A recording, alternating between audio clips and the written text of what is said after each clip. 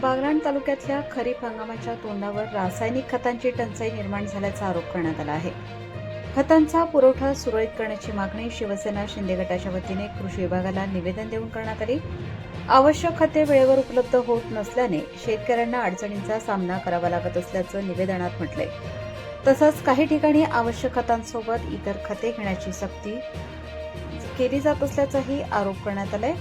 पुरवठा तातडीने उपलब्ध करून शेतकऱ्यांना योग्य दरात आणि मुबलक प्रमाणात खत उपलब्ध करून द्यावे, तसेच कृत्रिम टंचाई निर्माण करून शेतकऱ्यांची आर्थिक लूट करणाऱ्यांवर कारवाई करण्यात यावी अशी मागणी शिवसेनेच्या वतीने करण्यात आली आहे.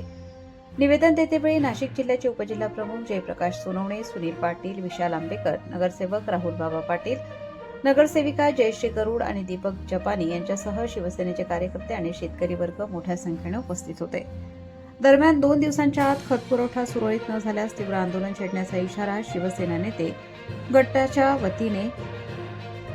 शिंदे गटाच्या वतीने देण्यात आला आहे.